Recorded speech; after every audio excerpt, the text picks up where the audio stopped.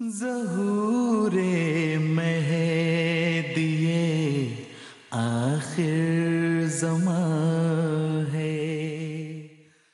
حضرت اقدس محمد رسول اللہ صلی اللہ علیہ وآلہ وسلم نے آخری زمانے میں امت کے افتراق اور زوال کا تفصیلی نقشہ کھینچا تھا۔ مشکوٰۃ کتاب العلم میں حضرت علی رضی اللہ عنہ سے روایت ہے کہ آپ صلی اللہ علیہ وآلہ وسلم نے فرمایا کہ قریب ہے کہ لوگوں پر ایک ایسا زمانہ آئے لا یبقی من الاسلام الا اسمہ، جب اسلام کا صرف نام باقی رہ جائے گا اور قرآن کے الفاظ باقی رہ جائیں گے، یعنی ان پر عمل نہیں ہوگا۔ ان کی مساجد آباد ہوں گی لیکن حقیقت میں ہدایت سے خالی۔ ان کے علماء آسمان کے نیچے بدترین مخلوق ہوں گے، ان میں سے فتنے نکلیں گے اور انہی میں لوٹ جائیں گے۔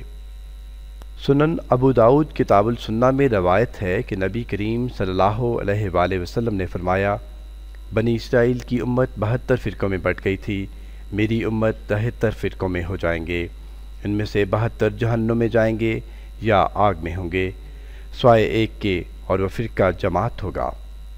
بخاری کتاب الفتن میں روایت ہے کہ حضرت حذیفہ رضی اللہ عنہ نے عرض کی کہ اگر ہم اس زمانے کو پائیں تو کیا کریں؟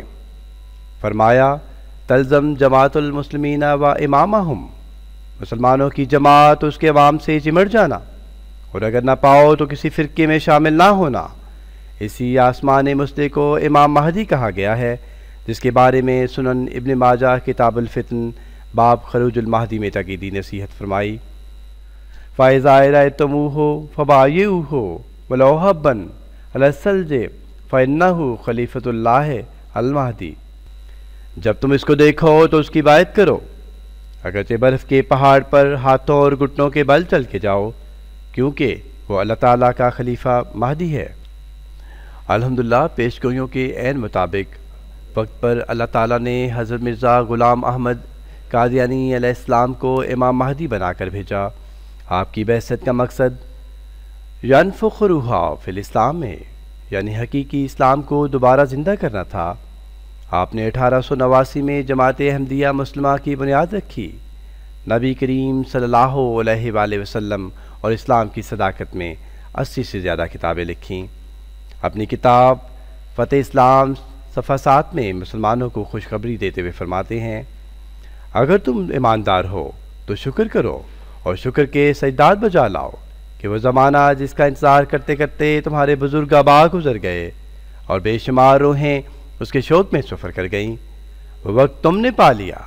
اب اس کی قدر کرنا یا نہ کرنا، اس سے فائدہ اٹھانا یا نہ اٹھانا تمہارے ہاتھ میں ہے۔